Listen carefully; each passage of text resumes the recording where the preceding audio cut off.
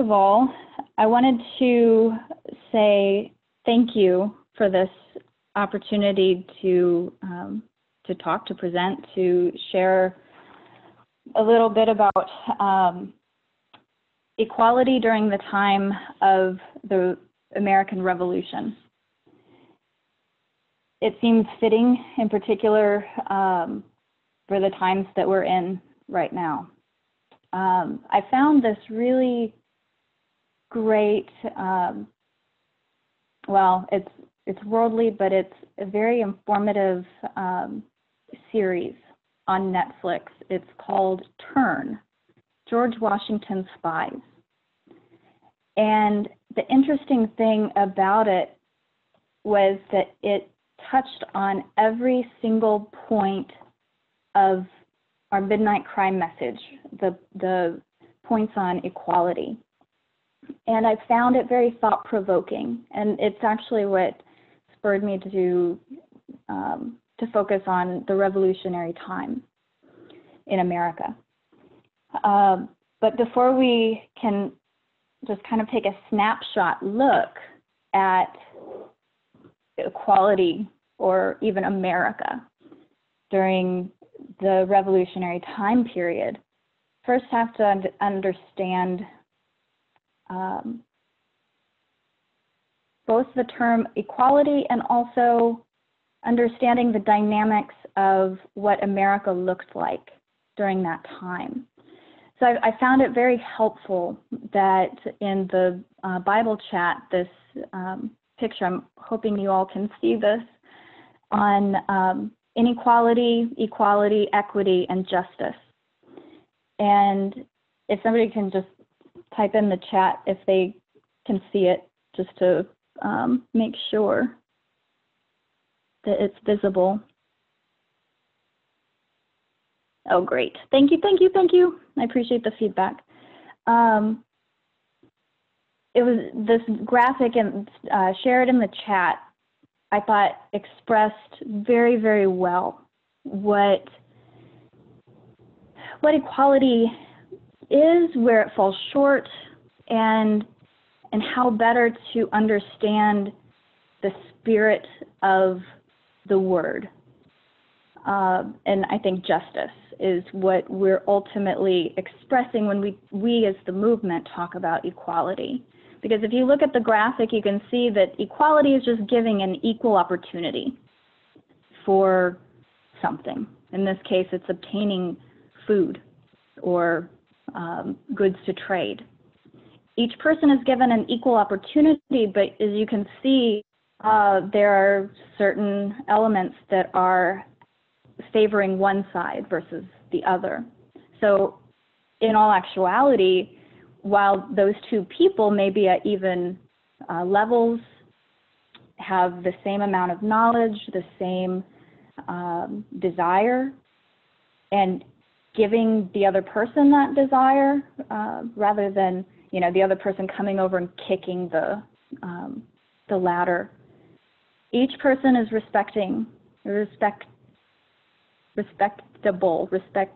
of one another, and yet the one that is on the side on the left that has all of the fruit, it's not showing how to equalize that, to actually make this look like equality, would be for, and this is probably where a lot of socialist understanding or misunderstanding comes, where a lot of people say, conservatives say, I don't want to share my apples, even though the social understanding of equality might be for that person on the heavier side, on the left side, to share their goods with the person out of reach. And that's not necessarily how equality operates. I don't think that's the biblical example.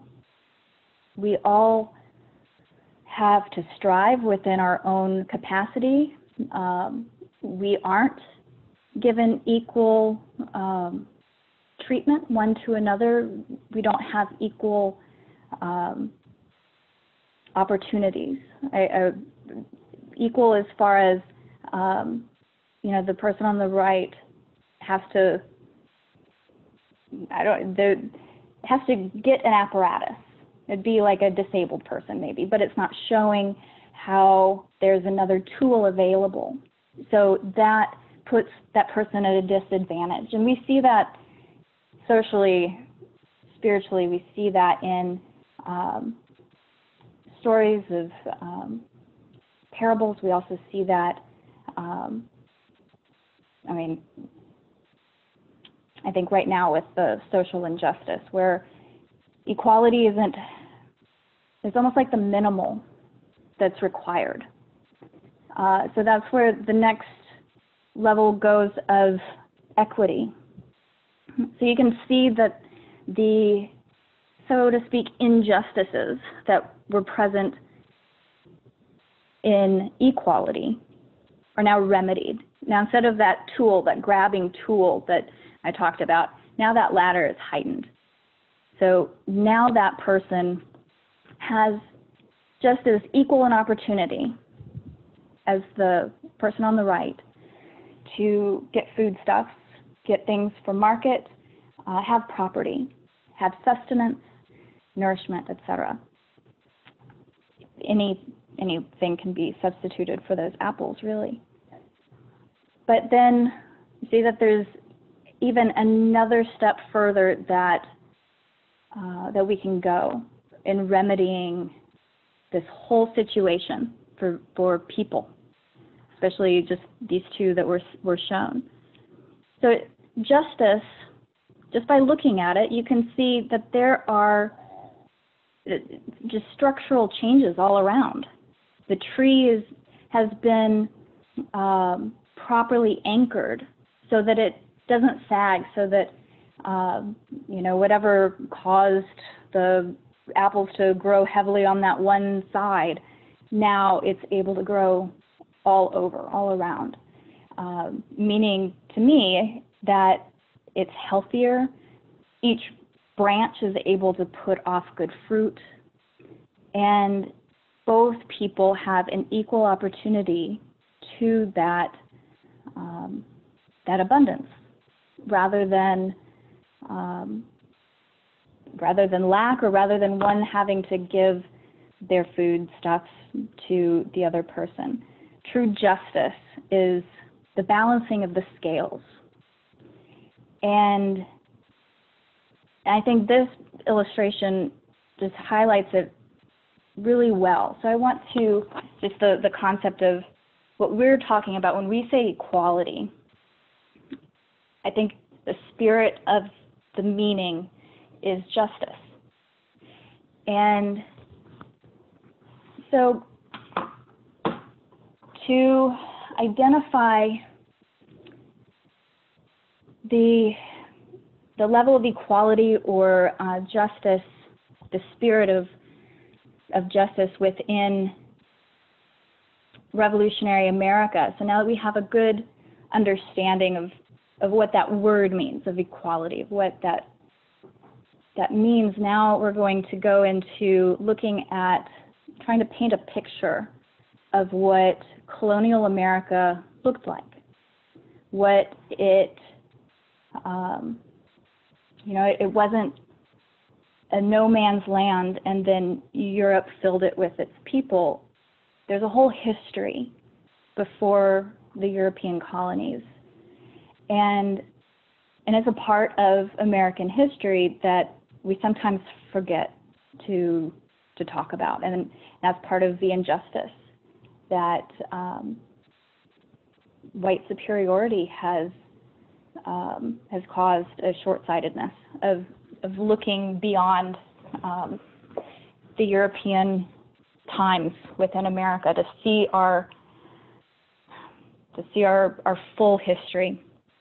So when you think about how America became what we know it to have been in 1770s, 1790 time period, to what it is now, we go back and look at the influences that existed before the European arrival. So what we see is actually a very fertile, very abundant land. Even though, excuse me, I've got something in my throat.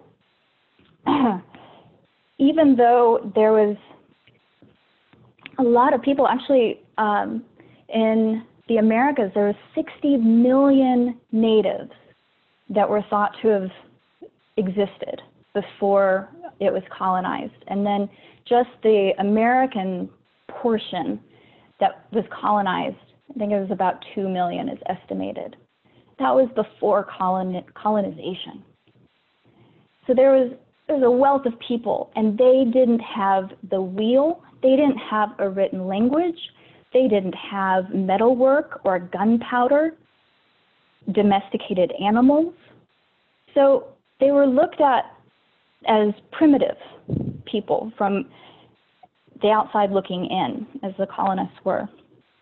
And there's no modern signs of civilization. So they were called savages, primitives. And the first people that actually sought to settle the Americas were the Spanish.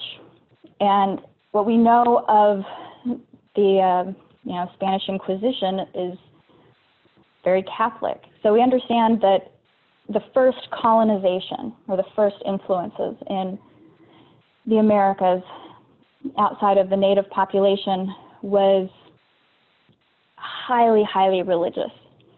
And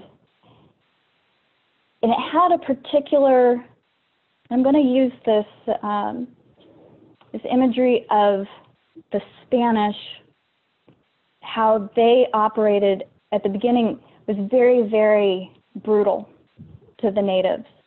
However, it wasn't just them. It was, the Spanish were then run out by the English, and the English actually thought that they were liberating the natives from the brutality of Spain. So it's in this understanding of what Europe is seeking to do with these people, that they've come to find these primitive, very,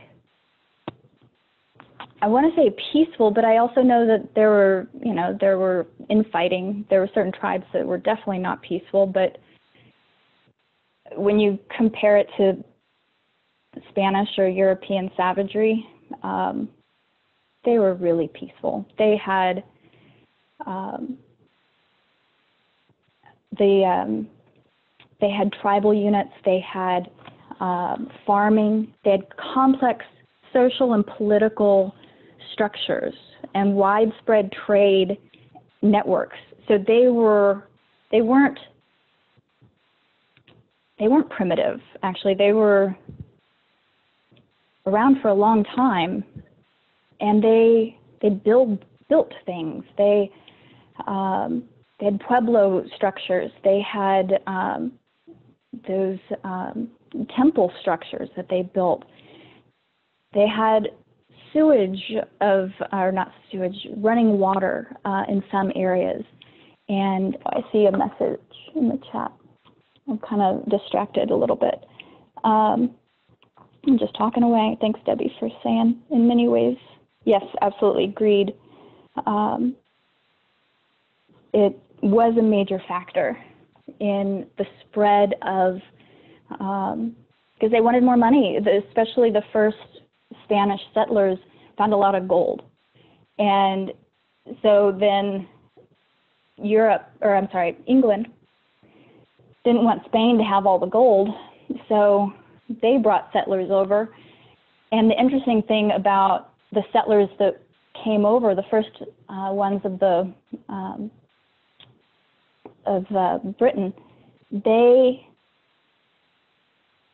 were silversmiths or metal workers. craftsmen, because they were anticipating taking that gold, finding more gold up in the northern hemisphere of America, taking that gold and turning it into goods. So they came to America really blindsided, not prepared to farm. One person said that they would rather die than learn to farm, a skilled tradesman. So there was a lot of angst that these people having this expectation of coming over, and I don't think they even gave a thought really to these people that were already in the land, because they saw their civilization. Europeans saw their culture, their civilization as superior, because they had these great buildings. They had, they could write, they could read, they could do all of these things that they saw the natives having not developed those skills, or even maybe not even desiring to cultivate that. And it seemed to be a very a society built on equality, because the agrarian structure of most Indian tribes were equal. Male-female roles were equal in farming. When it came to hunting, there were certain things that may not have favored both sexes, but at the same time, it's also guesswork, because I'm putting my assumption from my interpretation of history that male took up hunting. But I also have done a lot of research on our family history, has some Native American. So reading the stories of the Indians, the Oregon trails, just all the different resources that are out there, and the reading that I've done, there's no limitation for women within the Native American structure. They aren't allowed. Actually, one camp had a female chief, but that was a real rarity. However, the chiefs were chosen by the grandmothers. So there wasn't a divide with equality. The natives had male-female equality, correct. They also had homosexual equality, correct. They had a sacred name for homosexuals. They were called twin spirits. And while it was rare, it was still accepted. They weren't shunned, they weren't ridiculed, they weren't abused. They were accepted, and they were actually seen as they had a special role within sacred ceremonies. They had the right understanding of equality as far as land. Common resources were used from the land. Nothing was purchased. Land was not seen by the natives as purchasable. It was given to them by the Creator to cultivate and to utilize for the good of all.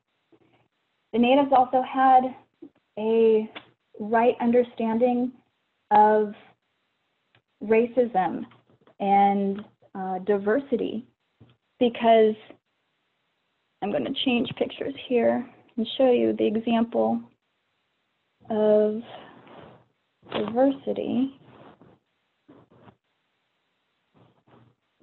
This is what, okay, come on. This is a map that I found off of, okay, no,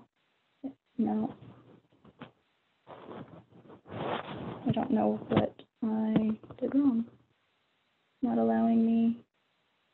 There we go. Maybe.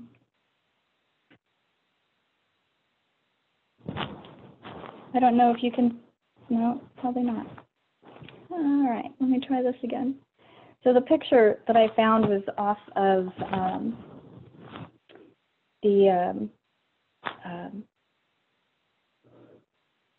crash course series on YouTube, and I went through the history of the United States, and this was the map that they showed for early America pre-colonization. This is what diversity looked like back in the time of Native population. Very diverse. And like I said, while there were wars, they still allowed for coexistence. I can't even say wars, there were battles. They fought one another, certain tribes did, but that wasn't true for everyone. So I'm going to read Debbie's question: which group was really the advanced one, the superior one, in their attitudes towards women, homosexuality, those races? Yes, that's the point that I'm trying to illustrate here, so I'm glad you're picking that up. The understanding that the natives had was to get along with everybody. They truly had the understanding of love of neighbor correct. And it's unfortunate that we see the Christians, so the Spanish Catholics and then the European Protestants, we see them having an opposite effect. They almost have, and you brought up superiority, they were definitely exuding a superiority complex, or at least having it's actually called infantilization. So the Europeans, seeing the natives as primitive, would also mean that they are that the Europeans are infantilizing the natives. They are projecting an air of superiority, a need to feel superior to others. It wasn't just the natives. It was any land that they sought to conquer, right? I mean, this is not a new thing. This is nation building 101, is to impress upon your colonizers or your soldiers that you have a just cause, and the other people may not even be people, don't have a just cause, are evil and needing to be, they're pestilence, needing to be rid of in the earth. And that was kind of the Spanish Inquisition, how they treated the natives. And so we understand, we've heard the stories of the dark ages, of the treatment that the church gave to, or how they treated sinners, so to speak. Well, Catholics saw Protestants as inferior to them. Protestants saw Catholics as inferior to them. Protestants saw themselves inferior to other parts of the Protestant beliefs. And so there was constantly the struggle for kind of like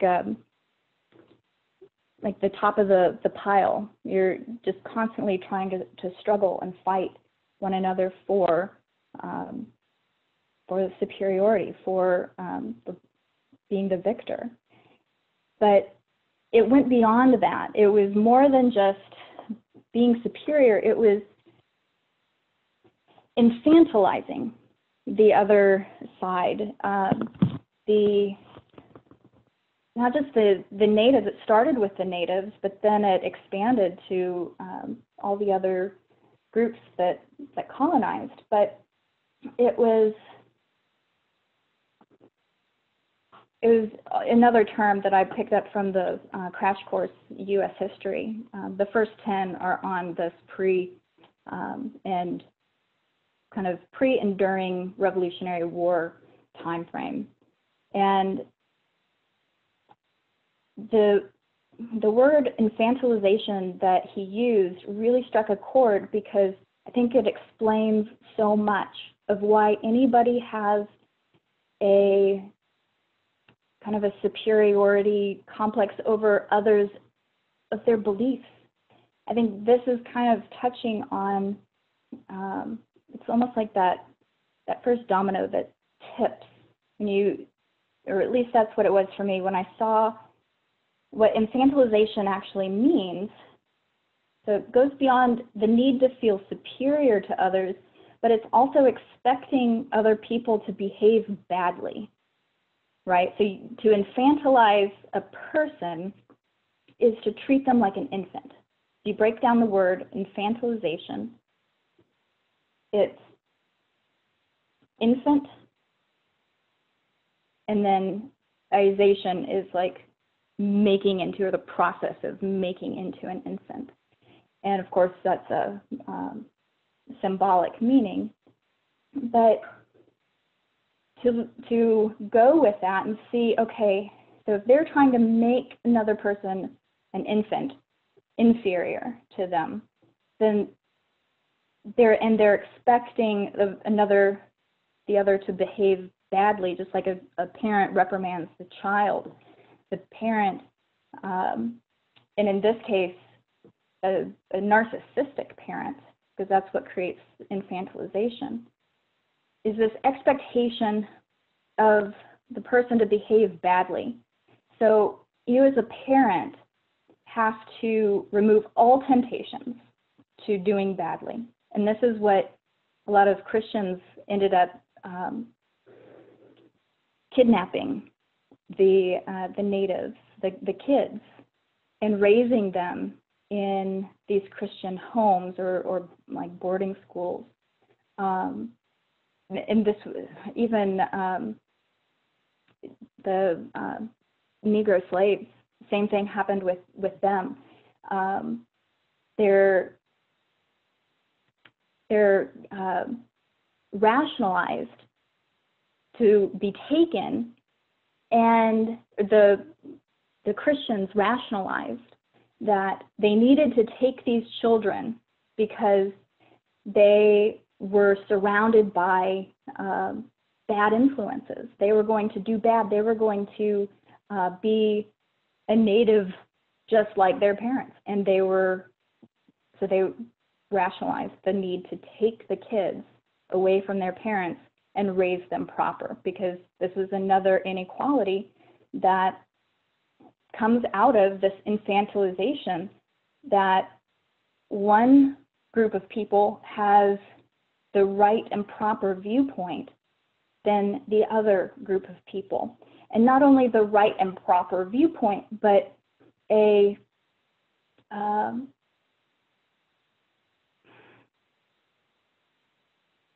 because infantilization goes beyond just removing the temptations, it's also preventing them from doing bad, or tricking or forcing them to act to that higher standard. So when you go from trying to remove these temptations, which would be this Native American natural desire, natural instincts, just living, seeing a woman as an equal, or I think a lot of them are depicted even going topless, because men were just fine being shirtless. Women were too, until European settlers came and tried to civilize them. And so it's in this, sorry, I have a hard time multitasking, reading and speaking at the same time, so I'm trying to read what Debbie's saying. Right, so making another person fit your expectation, your ideals, that is what a narcissistic parent would do. So if you take this, go back to the term infantilization, I'm going to show you a picture that kind of illustrates what I'm talking about here. Where the mom or the parents saying, I don't want you to grow up.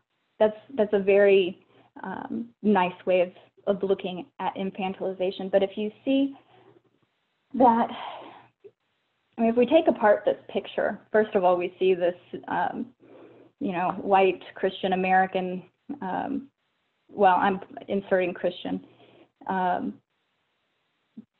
just, I don't know, that's my tendency, I guess, but where you see the hair is done a certain way, the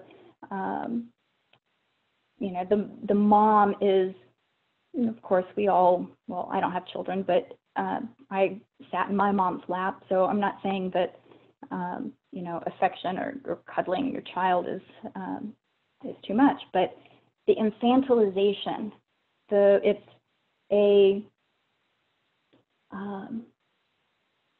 it's a problematic situation that results from the parent not just not wanting that child to grow up, but because that growing up is dangerous. You want to stay a child, even your childlike tendencies are dangerous. So you can't go anywhere that I can't tell you to go. You can't think anything that I don't tell you is good to think. You can't say what I don't tell you is appropriate.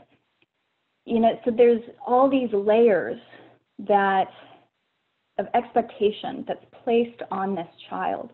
And if we take that analogy and then take it back to the nations, the people, the Native Americans as being seen as these infants, this infantile population that can't do good on their own.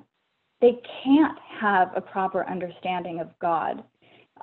They must reform. They must learn how to read the Bible, how to pray properly, how to take communion, how to forsake all of their other traditions, and not just forsake them, but see them as bad and satanic, and any type of deviation from this imposed norm, imposed conditioning onto this child, onto the natives of the Americas, and then tricking or forcing them to act according to these imposed standards. That's where equality takes a nosedive. And so when kind of looking a little bit further into infantilization, it's actually a psychology premise that results from narcissistic parenting. So if you think about a narcissist, that is from the Greek term, or a Greek person, I guess, probably, mythological, maybe it was real, who knows. But Narcissus was a Greek mythology character who starved to death from not breaking away from just being captivated by his reflection in a pool. I've got a picture too of that. That's pretty interesting to see. But the understanding that you are 100% fixated on yourself. This is a narcissist, where you just are, it's not even love, because you're neglecting this person is neglecting feeding themselves, doing all the basic necessities, doing any type of proper self-care, the love, the perverted love the enrapturing of your reflection is probably it's selfishness to the extreme. And so when we look at a narcissistic parent creating this infantilized child, this child who hasn't grown out of infancy, so to speak, or adolescence, actually it's where the parent sees the child as an extension of themselves rather than allowing the child's own individualization to occur. So if you look at this picture of Narcissus, you take that as an illustration of improper self-love, or just improper love, I guess, selfishness, then think about or apply that understanding now to Europe's position on whoever it sought to colonize. And then to America, seeing how the results of just decimating populations because they needed to resemble themselves. These populations needed to be coerced, tricked, forced into these new rules, this new, assimilation of this Christian ideal, Catholic Christian ideal. And so that narcissistic parent is trying to actually create, here's another level to this. So the narcissist is trying to create their own image in their child. So, and we know that that's, the image of the beast. So the beast in Europe creating the image of the beast in America. One application, I know there's others.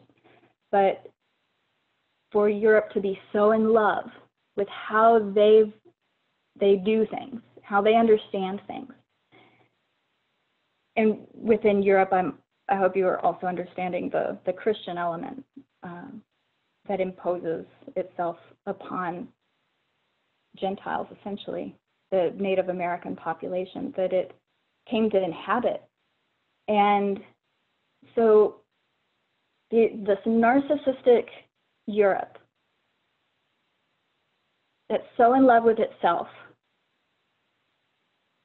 goes to this land that has just a bunch of treasure, not just Columbus that he established. So we prophetically say that America is the refuge for religious freedom, but the truth of history reflects an economic reason for the colonization. And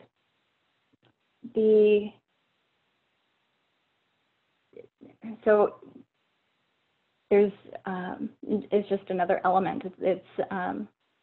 I just haven't fleshed that out. I'm sure there's something that can be said about those two elements. Of course, the love of God versus the love of mammon, money. But this improper self-love that these Europeans have, and they take with them to this new land. And then these people, they already have an identity. And at first, they're helping the colonists. It took hundreds of years for a successful colony, over 100 years for a successful colony to establish. And so the natives weren't evil, they weren't bad, they were helpful. they helped the colonists to survive. They helped share food with them when the colonists just couldn't farm worth a lick. And right away, the Indians ended up teaching them. But in that process, the Europeans, then these settlers see, well, I have in my image of what equality is of, I guess let's go back to Europe, how they have an understanding of equality. You have to be a landowner in order for you to have any type of status that would even qualify you for equality. That would, I guess, what made somebody an equal, because Europe has these levels, these caste systems of, the people, the servants, not servants, but the peasants, and then the gentry, and then the nobility, and then the royalty. But the different levels of equal, so a peasant was equal to a peasant. They weren't equal to the king. And this was what the colonists were actually looking for. So those who wanted that type of equality, who saw the inequality of Europe, they awoke to this understanding of, okay, it really is God-given right to exist. And there was no, there was no allowing for that in Europe, where a peasant could could shake hands with the king. That was unheard of, like a person can do to the president of the United States. Not that anybody would at this point in time, but just to illustrate that there's equality. We see now, we've come to the realization that even me as a woman, I would have absolutely no problem, even Obama, going up and shaking his hand, because I know that I am no different, no special, or he's not any more special than me. Just like the natives saw that they were no more special than the pilgrims, the colonists. They just had a different skill set. The colonists also had different things that the natives didn't have, so they established trade agreements. So they actually started their relationship, Spanish conquest aside. Actually, before I talk about or go into that point, I do want to share something that I found on the Spanish Inquisition. This was a book. It's called The History of the Indies, 1561, by a gentleman called Bartolome de las Casas. And I'll type that in the chat at the end. But he says that the Indians, actually I've got another quote of his, so you'll be able to write down his name. So this is another quote from the same book, The History of the Indies. This is the quote that's showing is just as relevant, but I want to share this other quote from another Crash Course episode. He says, this de las Casas quote is quoted in saying, the Indians were totally deprived of their freedom and were put in the harshest, fiercest, most horrible servitude and captivity, which no one who has not seen it can understand. Even beasts enjoy more freedom when they are allowed to graze in the fields, but our Spaniards gave no such opportunity to Indians and truly considered them perpetual slaves. I sometimes came upon dead bodies on my way and upon others who were grasping and moaning in their death agony, repeating, hungry, hungry. And this was the freedom. This was the freedom, the good treatment, the Christianity that the Indians received. So while the European settlers transitioned from the Spanish to the British, of course, France is also there too, but the British colonists are really, they've got business set up. They're doing most of the settling at this point anyway, before the Revolutionary War, or during that 100 years before. And so they have this understanding. The English are looking to the Spanish and saying to the natives, we're going to liberate you from them. And I find that language so interesting, because the liberating of one person from the tyranny of a group just to replace it with the tyranny of another is what Nazi Germany did. Hitler, his campaigns to liberate Germany from the Jews or the Russians, or Trump saying that I can't remember what he said, what group he said he's liberating or something. He just used that term recently, and now the exact phrase goes out of mind. But that term to liberate one person, one population,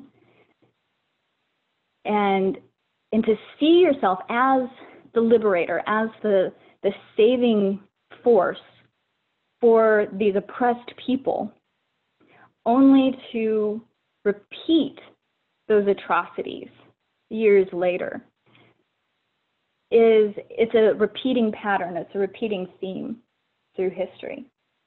And so I want to go back to the way that the natives had this, the comparing and contrasting to the natives to the European mindset, because the natives saw male and female equality, homosexual equality.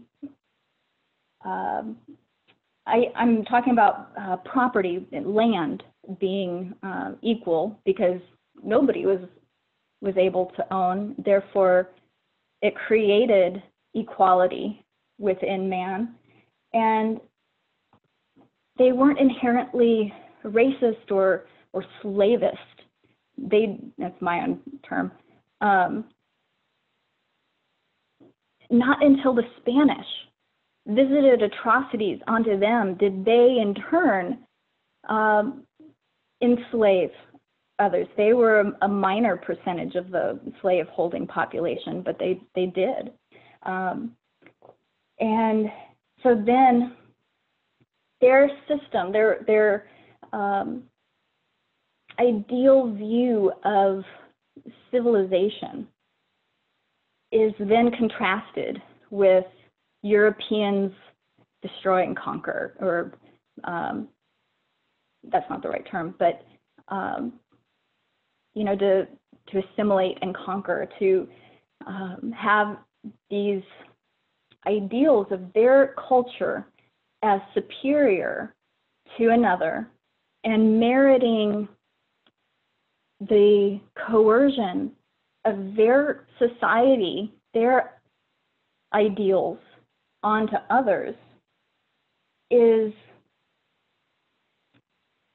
well, it's actually almost like an abusive relationship. I mean, the British monarchy being this narcissistic parent of, well, Spain before that, but now we're progressing further in the timeline. So the British monarchy being this overbearing, narcissistic parent that wants to not have an individuated child, but a duplicate of themselves. They love themselves so much that they want their child to be just like them.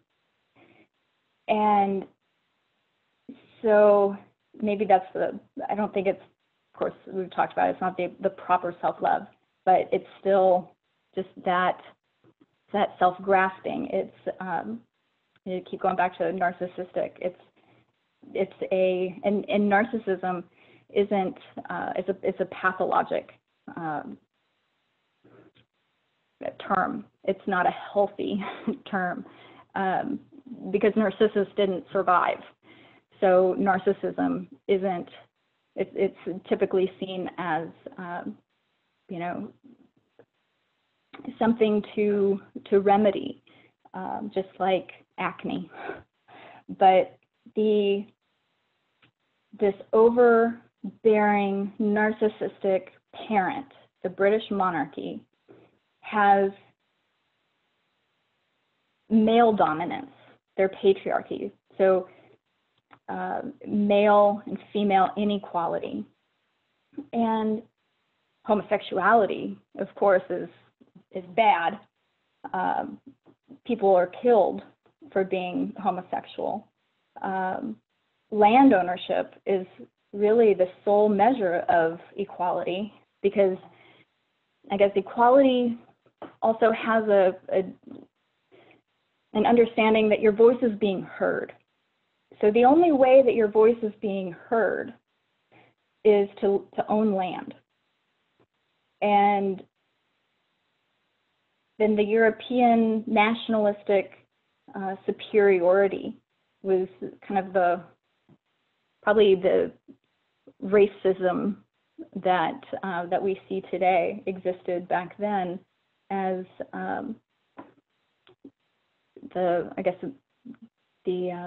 the conquest, the bringing their superiority onto other populations. It started with Spain, then England and France, and the Dutch also came over. The Dutch were actually the most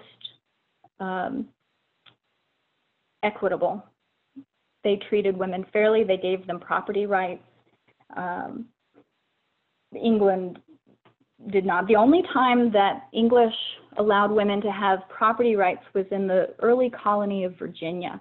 There were so many deaths of men that there was a huge population of widows, and that inherited there was no maybe of age child or no other relative.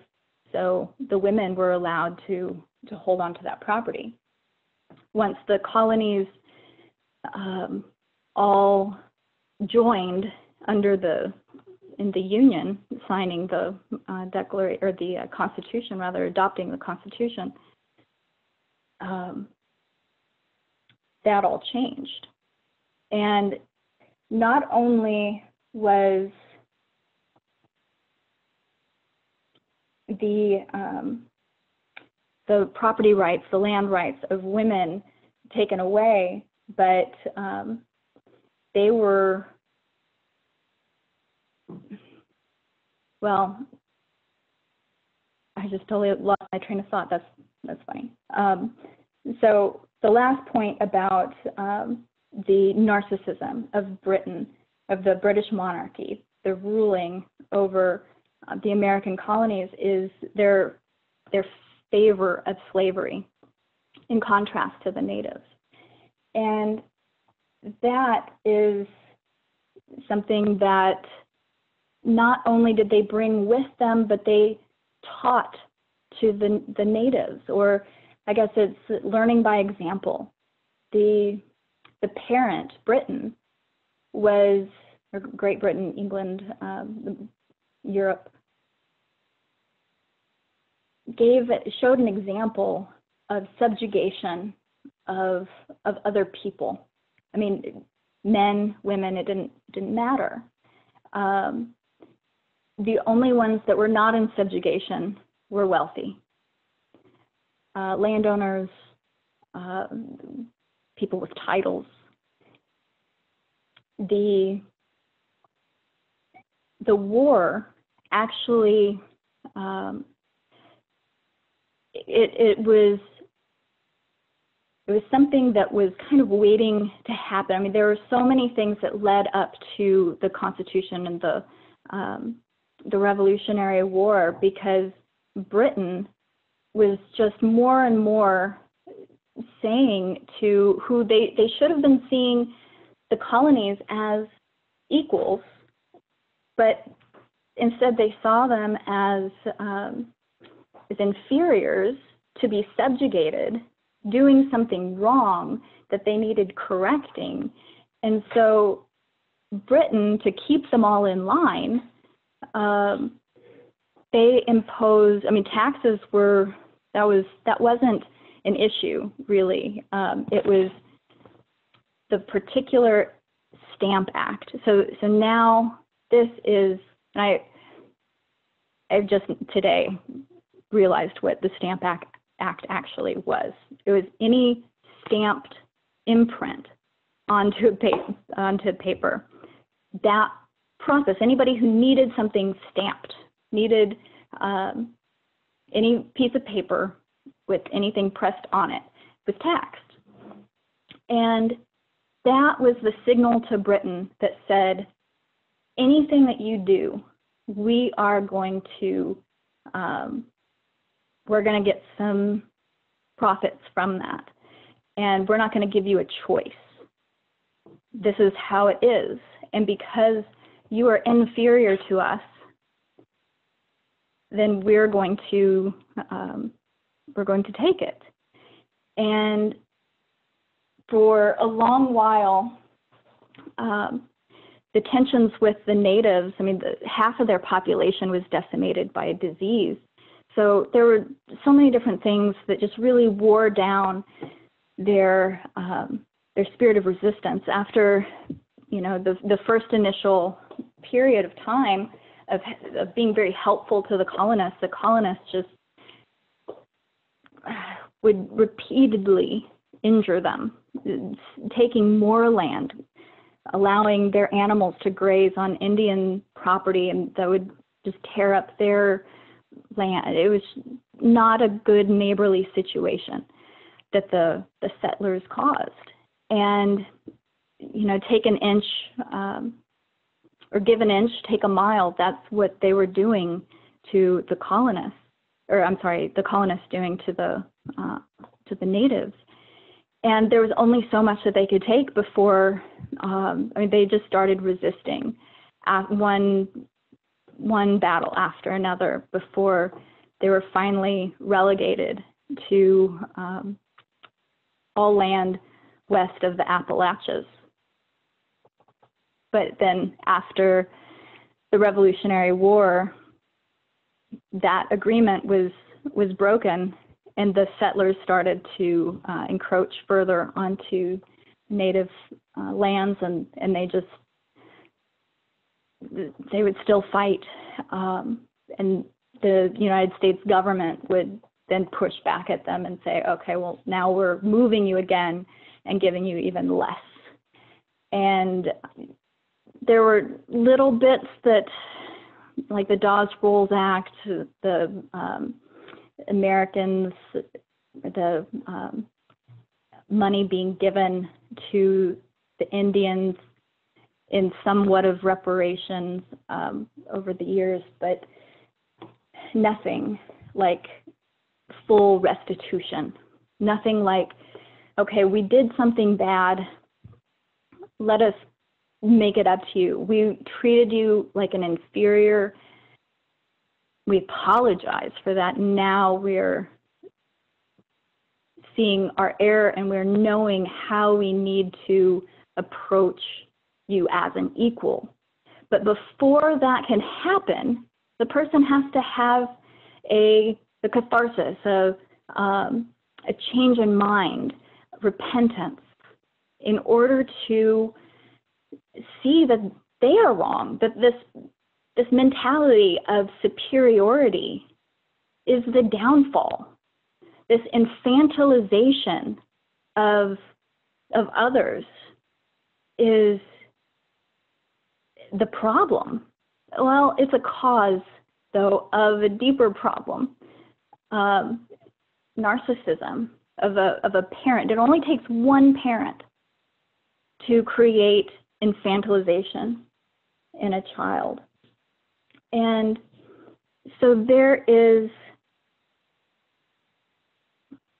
no amount of good influence that can erase that subjugation, that narcissistic influence, unless a person wills themselves to act differently, to individuate contrary to the parent's desires or wishes. And that's exactly what the United States did. It said, well, momentarily anyway, it said, Britain, Europe, we are not going to conform to what you're saying is the superior route. And I'm speaking on multiple levels, religious, socially, governmentally. And they rejected what, the impositions that Britain was trying to place. And then so America resists, they push back, they have this war, but who is fighting this war? It's not Congress, who are the landholders. These are the people. Congress sees themselves as equal, but they do not see themselves equal to the citizenry, to the military, to the slaves or the servants, definitely not. So it's this mentality of superiority that festers, and it creates this, inequality isn't even the right term, I don't think, because the person who has the superiority complex or this narcissism or this infantilization, they don't see the inequality. They don't see that there's anything wrong until they're stood up to. And before the war ended, Britain gave 100,000 slaves their freedom, temporarily. 100,000 slaves left, abandoned the South, the southern slaveholding states, or I guess any of the slaveholding states, and fought and put on a red coat. 100,000. Of course, at the end of the war, Washington negotiated for all of those slaves to come back into servitude, that was considered property. An American wasn't considered an equal, able to vote if they didn't have property. And human property was also a social status. So this is the uphill battle that we have to seriously overcome as a culture. I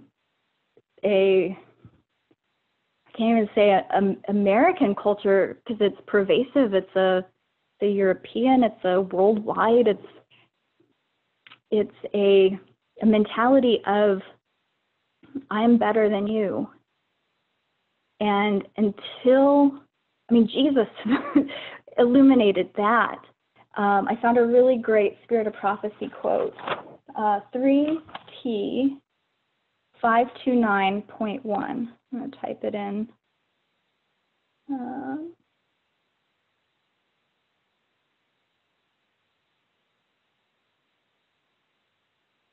529.1. And oh, I actually can share the screenshot that I took. And I'll be wrapping up here shortly. Now my tablet's going very slow. Okay, let me put this up for those that don't have the capability.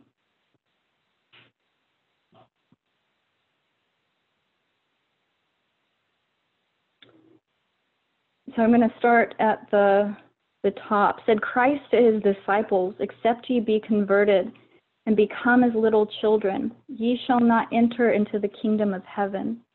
He explained his meaning to them. He did not wish them to become children in understanding, but in malice. Little children do not manifest feelings of superiority and aristocracy. They are simple and natural in their appearance. Christ would have his followers cultivate unaffected manners, that their whole bearing may be humble and Christ-like. He has made it our duty to live for others as good. He came from the royal courts of heaven to this world to show how great an interest he had in man, and the infinite price paid for the redemption of man shows that man is of so great a value that Christ could sacrifice his riches and honor in the royal courts to lift him from the degradation of sin. This is, I think, a pretty clear juxtaposition of what I've been talking about this whole time, how Christ purchased our freedom through his death. He didn't come down and see us as inferior. He came and he saw us needing something, and he fixed it. He helped us to see by his example what we needed to do to truly restore justice within this world. The feelings of, to cultivate an unaffected manner. To me, that is, no matter what a person says to you, you are unaffected by it. You are expressing your love for your neighbor by swallowing your desire to lash out, to try and tell that person how they're wrong and how you're superior to them in understanding and piety. Christ did not do that. He gave us a totally different example of what equality is, of what justice looks like. And to not pay it with compromise, to not take it for granted, to not treat our lives as just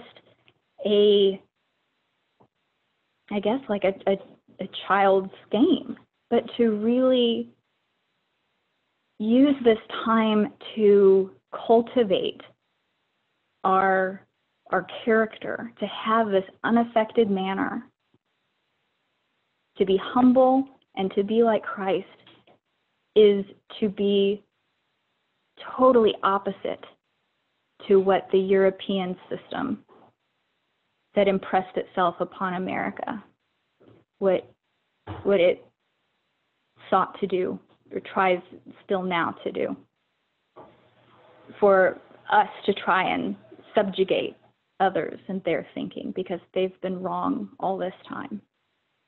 he tells us that that's feelings of superiority, and that's something that children do not manifest.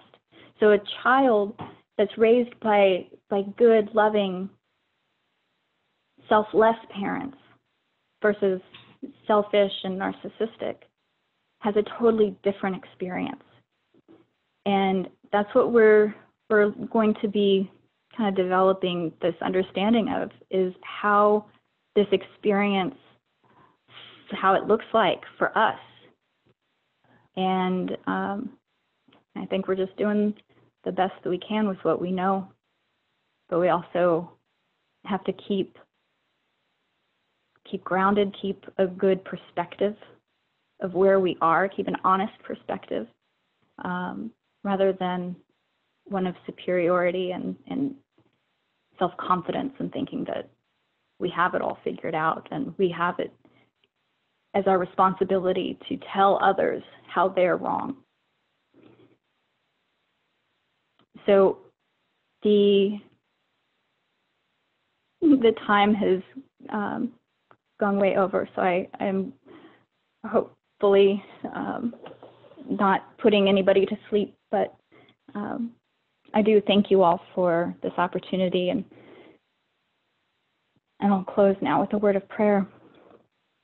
Heavenly Father, I thank you for this fellowship. I thank you for your people and all the opportunities that you give us to show each other love and justice, to have a heart filled with love for you that expresses itself in our love for our neighbor.